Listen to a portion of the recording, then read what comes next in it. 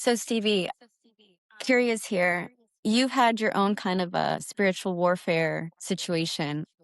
I remember in your book, you got a warning that maybe you needed to hire an exorcist. Yeah. One of the most bizarre chapters of my life. Yes. I was doing a business deal in Boca Raton, Florida, Hmm. about a mile away from the Boca Raton Yacht Club, so where all the millionaires are, all that money. And in my mind, I'm like, I'm gonna make a big business here. And they were trying to sell me this building for like pennies on the dollar. So I should have known something was wrong. The real estate agents, I kind of did the deal sight unseen, signed contracts and everything. So it's kind of crazy. When I get there, we're walking around the building, and I'll tell you, I walked in. I don't know if you've ever experienced anything like this. You could tell me your experience with paranormal, but Uh-huh. as I walked in, certain spots of the building, I felt every hair on my body stand to attention. Like se me pararon los pelos on my back of my Yeah. neck, hair standing up.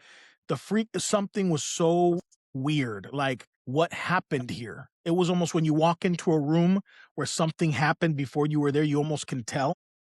Yes. And I remember the lady who gave me the keys said the words I never thought I would hear in a business deal: you should get yourself an exorcist. And that I said, why? And she told me that, the building was haunted and there was noises there. And at nighttime, she's like, you should not stay overnight. I thought that they were trying to screw with me, to be honest with you, just so that I wouldn't open up the business. They saw, the place used to be an OBGYN clinic in the 1970s. So who knows what happened there as an OBGYN clinic. I know she said staff members would see the spirits of children running up and down the hallways at night and just crazy stuff. So yeah, I took the keys. It was weird. I remember my dogs did not want to be there. My little dog, whenever he'd go, his hair would stand up. He wouldn't want to go into the building. So after a few weeks, my own staff were telling me, hey, we feel like something's watching us. We feel weird. We're hearing noises, movement upstairs, like the sound of footsteps and running and hissing. And it was bizarre. So yes, we went through that experience. And unfortunately, D, at that point in my life, I was running from God. So I thought I didn't have authority or power to deal with the issue. I was very far away from Jesus Christ. And so I almost felt something saying, don't you try to get us out of this building. Yeah. You can't. So that whole deal just went down.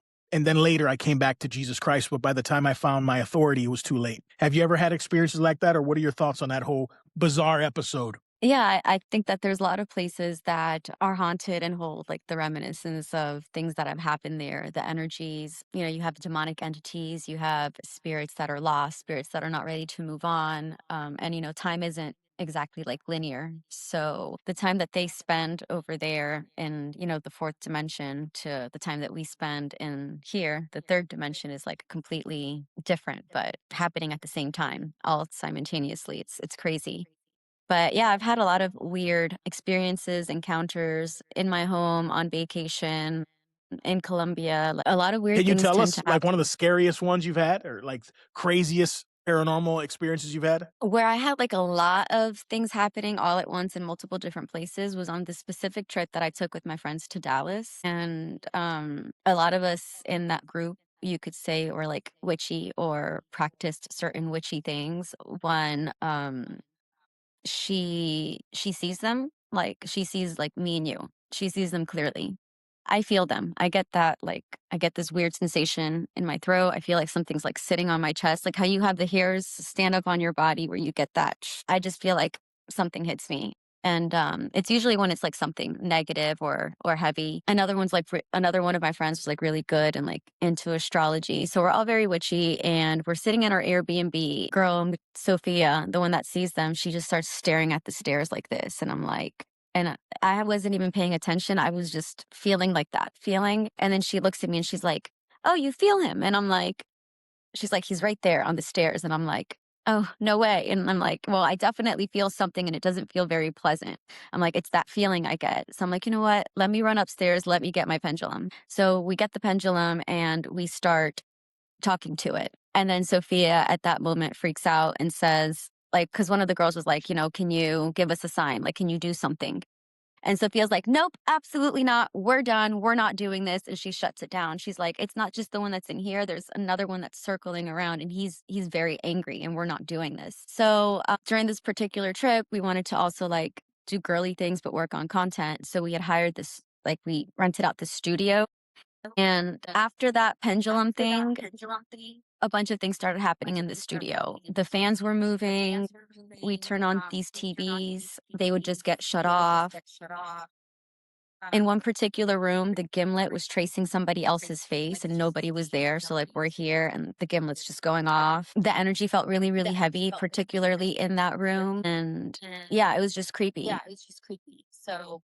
was creepy there. When I got back to the Airbnb, I felt it again. And then when we got home, each of us into our own respective places, I was experiencing like a lot of more paranormal activity in my home. My friend Sophia was experiencing more paranormal activity there. And another one of the girls was seeing things that were, popping up, moving around, doing things. That was just like a lot back to back all at once. And I was just like, what did we bring Do back you with think you us? guys What did we say do? that again? I was just thinking, like, damn, like, what did we bring back with us? Like, what did we do? Yeah, that's interesting. Yeah, that's super interesting because as I'm hearing you talk, I have 2 questions for you. A, tell me more about the pendulum. What's the pendulum? Because I don't know a lot about that. And B, do you think that sometimes, whether it's pendulums or Ouija boards or things like that, we can open ourselves up to having something attach itself and follow us from the other side in, and we're giving it legal permission? So what's the pendulum? And then can we open ourselves up? And is that maybe what happened to you guys? Yeah, definitely. Pendulums, Ouija boards, all of that are like portals that you open, that shouldn't be open. I've never played with a Ouija board. I would never play with one. Like, that's one thing that I'm just like, nope. I've heard too much crazy shit. Like, I'm not doing that. A pendulum is like, usually it's like a little crystal and it's got, a rope, like a metal rope, a chain, and you ask it questions. And depending on which way it moves, it's whether it's saying yes, no, or it doesn't want to answer. And I used to do a lot of pendulum work. You know what? Can I ask you something? When I was a little kid, I remember my parents left me with my babysitter, and their kids played this game with me where they got pencils and they put like one pencil here, and another pencil at the bottom, and then you connect it to their pencils. It's like I make a U, they make a U, and then the pencils start to move left or right or down if you say yes or no. Have you ever heard of that? Because it was the most weirdest thing. Like they would ask questions and it would move up, it would move down. I don't know if that was somebody trying to get me into experience a cult or if that was just a gimmick. I've never played that game, but definitely there are energies that move things. So maybe that's just something different, something similar to that. But with the pendulum or with like a Ouija board, things move, and either in the Ouija board it spells things out and it's like everybody will be like, are you moving it? No, are you moving it? No. And like, and with the pendulum, like I would literally watch it and like I would stare at it and I felt like I would see like this light come underneath it as it would start to like shake and I could just see the energy and then it would start moving for me and answering. It's crazy. Wow. But I think we definitely opened up something. And yeah, that little spirit or whatever it was definitely had a lot of curiosity because I felt like it was following us from the Airbnb to the studio, or maybe we were encountering more in the studio because we were there late night and it was creepy. That whole trip was just insane. Yeah, that's crazy. So it's like, and what I was talking about, I just looked it up. It was called the Charlie Pencil Challenge. It was pretty viral in 2015, where these pencils move around. It was some type of weird, spooky thing people were doing. So anyway, kids, don't try this at home, Don't. but don't open yourself up to that. So it's interesting, D. I'm going to be going on a show here in a few days with some folks that have reached out to me after I put a post about if I have faith in Jesus Christ, I want to see if it withstands scrutiny. If there's a big deconstruction movement happening of people leaving their faith because of questions they have that the religious organizations have not been able to answer. So they've invited me on a show almost as an apologist, and I know one thing they're going to say. They're pretty rough. These are really smart people. One of the guys, he's an RN, a registered nurse, in hospice. So he deals with tragedy every day, seeing people die in agony. And he says after being a registered nurse doing hospice for 12 years, there is no God. So he's gonna be actually on my show this Thursday. I'm gonna be interviewing him, and but he wants me to go on his show as well to debate. There's like 5 of them. They're gonna gang up on me and kind of disprove that God's not real, that And I would, because they're going to attack the Bible. They're going to talk about if the Bible's real or not. But I believe, regardless of the Bible or not, that's almost a low hanging fruit to try to say, well, because the Bible may have some error, or maybe there's an issue with translation, that now discounts the spiritual world. But coming from your perspective, for someone to tell you God's not real, there can't be God, but the spiritual world is real, talking about hauntings and paranormal activity. So I almost feel like that's a good approach when I go on the show. If they're watching this, they're probably going to find out before I go there, but that might be an approach to say almost, well, sure, you guys are going to attack the Bible for an hour to try to say there's no God, but let's talk about evil, because the best way to see if there's light, if is there evil, and how do you explain the hauntings then if you don't think there's a spiritual world? Right. Absolutely. And the whole duality of it, one of the biggest lies or like tricks that Satan like achieved was convincing the world that he wasn't real, that he didn't exist. And I think a lot of like cynical people, or, people that don't want to admit that there's a spiritual world, a spiritual realm, things that they can't explain, fail to understand that there definitely is. And if there's darkness, there has to be light. If Satan's real, God has to be real. And I think that's a really good way for you to approach it. And the whole thing about like, if the Bible's been changed, if the Bible's not, accurate and this and that, then how does that discredit God? How does that discredit creation? And just looking at yourself in the mirror, I'm sorry, but when I look at myself in the mirror, I see God.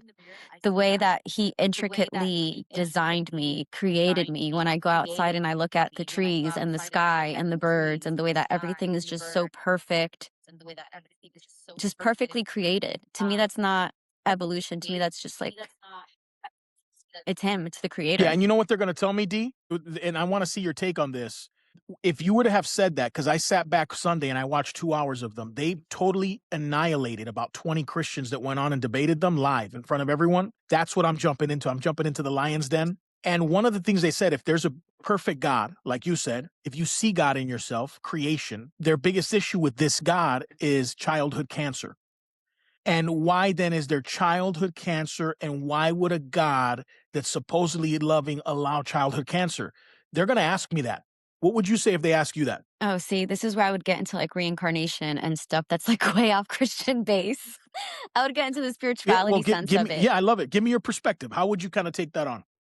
the hell. Sometimes That's what they're going to it's say. not, They're going to jump in and say, yeah, well, why do these kids have cancer? right. But sometimes it's not just them. It's, the sins of the family, the sins of the parents. Like in the Bible, when Jesus is walking with his disciples and they run across the blind man and they asked him, like, what was his sin? Was it his sin or the sins of his fathers? Do you know what I'm talking about? Yeah, what does Jesus say there? I'm such a bad Christian. I don't remember. Let me see. Hold on, because I was actually going to talk to you about this if we got into when we Let's talked see. about, in case. It was neither the sins of the blind man nor his parents, according to Jesus in John chapter 9, who explained the man was born blind so the works of God might be displayed in him. That's what Christ said. It wasn't his parents, but it was so that God would show his power through him. I mean, that's what John says. Yeah, yeah. And they use that passage right there to kind of like hint that reincarnation is real in the Bible, because like his disciples kind of like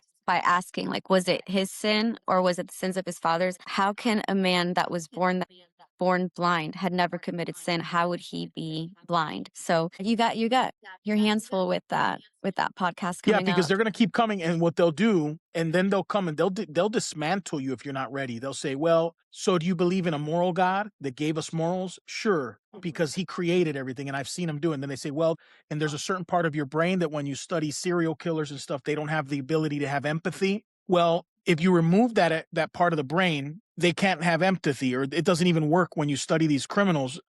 But if God gave us morals, the morals should be able to still work, even if you remove that part of the brain. But without that part of the brain, it's impossible to show empathy. So then again, they're trying to dismantle the idea of creation, or that God would have created you to have empathy because He gave us all a moral compass. And then they go down that rabbit hole. And so they're But going to ask a lot that about doesn't make suffering. sense. That doesn't make sense because, it's like if you have a car and you expect this car to work as it's supposed to work, then it needs Yeah, all of its parts. If you take out the motor, then you think that that car is going to run? absolutely. Yep. No, Logically, it just that's smart. And I logically it was just thinking doesn't about make bringing sense to it. me. Yeah, because you and me would both agree there is a creator God, right? God is a creator. So if he Mhm. created the world, and I almost talk about it in the book, right? I kind of make it look like God is the manufacturer and he puts a manufacturer's warning label in humanity. He created us. So obviously my response to them, she's gonna be on there and she talks about that because her position is her grandfather was Catholic. And for 5 years, her grandfather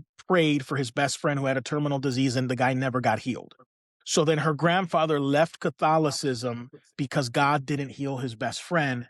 But then her own grandfather then later died of cancer, suffering in agony, having had gone to Catholic church his whole life. And God never revealed himself to her grandfather that just kept begging and saying, would you reveal yourself to me? So then they come and they'll ask me, do you believe God wants to reveal himself, or is there the mystery of God that he prefers to hide? And why does God prefer to hide instead of revealing himself? And all these people are dying, not getting any type of miracle or God to step into their situation. That's one of the reasons they believe that there is no God. They're going to bring that up as well. Yeah. See, to me, I just think about the whole like reincarnation thing. You don't know what these beings have done in previous lives, what karmas they hold, what energies they hold, what they're here to pay for, because you don't run away and you can't get away from divine justice.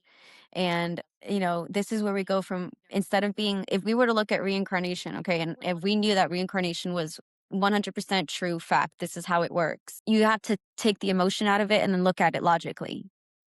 If you can't escape divine justice and there's things that you have to pay for, even if you come into this life and now you're a good person, your sins of the past or the things that you've done to other people or whatever it is that you're holding, whatever karmas, it's going to get you in this lifetime and if not in the next. So you can think like, I'm such a good person, I'm this, I'm that, why? But how about before? What happened before?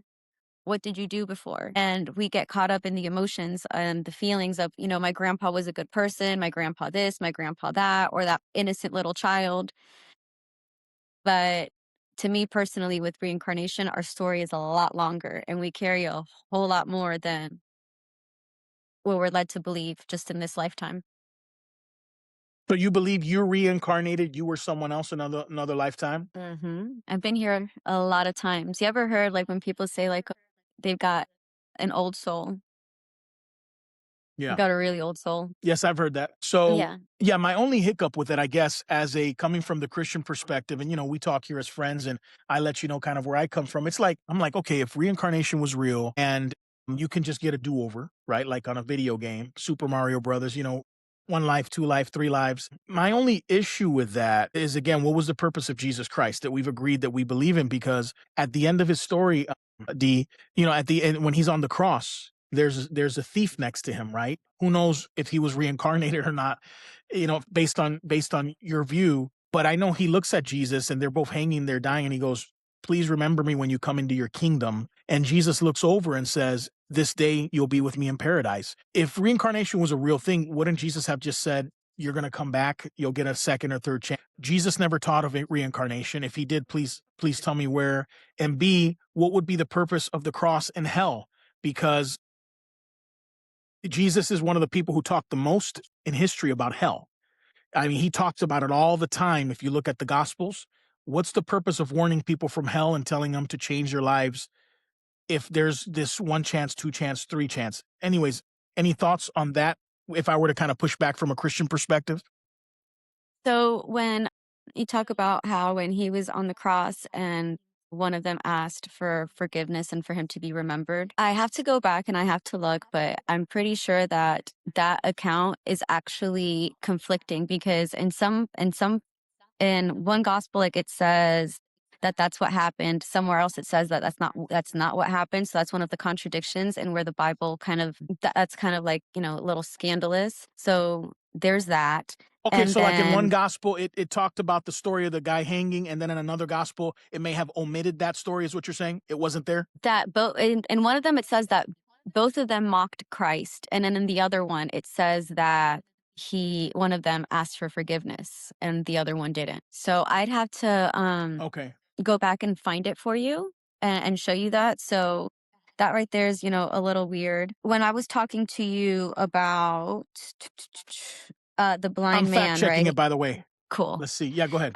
When I was talking to you about the blind man, right? Why? So we have to think. Why would they remove reincarnation? So removed during the Middle Ages because the church thought it was bad business and harmful for the people to think that they come back before God. Because then why should they contribute to the church today? Like why should they even go to church or listen to a priest or give money to the church every single? It was just bad business. And there's references of karma and sins of the past being charged a new life. And that's when the whole story of the blind man that they come upon and that he was born blind. And the disciples knew that you get punished for past life sins, but how can a man sin before being born?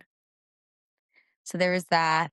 And when you think about it, if you're looking for control, which is what the church and institutions are ultimately after, why would they include reincarnation in the Bible? Why would they teach us that? That's going to get, if people think that they just keep coming back and coming back and coming back, then Then they're not they're going to not pay going to their be in offering a on church on rush. Sunday. Right. And they're not going to be in a rush to be good little Christians and good little God worshipers and, to live like the best life that they're meant to live. It's just bad for business. Interesting. Yeah, back to your point. Yes, in Matthew and Mark in the Gospels, both criminals did mock Jesus. They were both mocking him, but then later on in the book of Luke, which is the third gospel, right? Matthew and Mark, they're mocking him, the thieves. But Luke was believed to be the physician. He was he was a doctor by trade based on when they studied Luke's life. He's the guy who wrote the book of Luke. So he's a doctor by trade. He left that to follow Jesus. He states that later on, the one who was mocking him, after seeing what Jesus was going through on the cross and how he was telling people, God, forgive them for they don't know what they're doing while they're murdering him. Later, he repented and said, actually, will you remember me when you get into your kingdom? So there was a repentance from one of the ones that were mocking. And that's where Jesus said, sure, now that there's repentance, you'll be with me in paradise, even after mocking Jesus. So that's the story online. I'm just saying that's another perspective. But yes, you're right. They were both mocking him at the beginning. And some believe that one of the ones that was mocking later repented. Where does the Bible So, hint at reincarnation as we continue this segment here? so Matthew 16:13. Who do men say that I, the Son of Man, am? And they said, so then it moves to 14. And they said, some said, Thou art John the Baptist, some Elijah, others Jeremias, or one of the prophets. He saith unto them, But whom say ye that I am? So this would have been a good opportunity right there for Christ to discredit reincarnation, but he didn't. Like, he would usually like respond like and teach through correction, but he didn't do that. Yeah, that's actually one of the most powerful stories in the whole Bible, in my opinion, what you're saying right there. Mhm. That's where Jesus births the church at the gates of hell. I believe I talk about that on a chapter in my book titled The Gates of Hell, where Jesus takes his Yeah. disciples to a place and says, who do they say I am? So you're saying when they're saying you're Elisha or you're John the Baptist, kind of coming back, the spirit of Elisha, you're saying right there he could have discredited the idea of reincarnation, but he didn't. Or did his disciples already know about reincarnation and this is like why it's talked that way. Also, like in Matthew 17:11, hold on, where they say basically there's like a whole thing that John the Baptist was Elijah. And Say Jesus that one more time. answered, there's a whole thing with like Matthew 17:11 where this is like another hint at reincarnation where John the Baptist could have been Elijah. And even John the Baptist says, no, like I'm not Elijah. But it's like, how would you wouldn't know because when you come back, you don't remember past lives or sometimes you remember when you're young but then it goes away. So and Jesus answered and said unto them, Elijah truly shall first come and restore all things, but I say unto you that Elijah is come already, and they knew him not. So was he reincarnated into John the Baptist? I was trying to find places in the Bible where reincarnation is kind of hinted. Right. I know there was something they believed in. So there was the messianic prophecy. So if you look at Judaism, they believed that there was a Messiah that would come, and Isaiah spoke about it. And they were believing, they were all waiting in history for a Messiah that would free them from Roman, oppression from Rome, Mhm. Caesar, all that good stuff. So some people say that when they were asking, who do they say I am? They were waiting for a Messiah to come. Peter was the only one who said, you are the Son of God. You're the Christ. Christ means the anointed one. Mhm. Jesus Christ, Christ anointed. And my last point on reincarnation is there was studies, right, that were done. It was like 60 years worth of studies that were done on like little children. So 50 years of children that were studied that were remembering past lives. And over 60% of them ended in like violent deaths. And they had birthmarks that resembled the way that they died. So one famous kid was this kid named Paulo. He was born in Brazil in 2013. At the age of 6, he told his mom that he was at work, and a thief shot him like in the head. And he claimed to be like his grand uncle, right? Who basically also died this way. And this little kid knew nothing about the way his grand uncle died. He had no idea. You know, he's a little kid. He's 6 years old.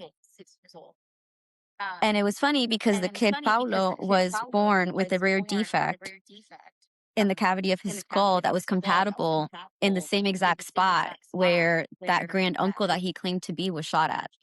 And when you go through and you start looking at all of these different cases, you start to see that a lot of these little kids come back with birthmarks or birth defects or something that assimilates how they lost their life in the previous life. So it gets really, really interesting, and it's kind of like a rabbit hole to go under. I know, but I want to go into that rabbit hole, Dean. I'm ready to get in that rabbit hole. So very interesting stuff. Promise me one thing. Can you come back and can we talk? Can we just dedicate a whole show, a whole 90-minute show only on reincarnation? Because there's just too much to unravel here. We touched on it here on this segment, this episode, but can you come back and can we dig into it from your perspective, from other people's perspectives, and even from a Christian perspective and other religions even, and see where we come Sure. out at the other side? Yeah, definitely. We can definitely do that. That'd be great.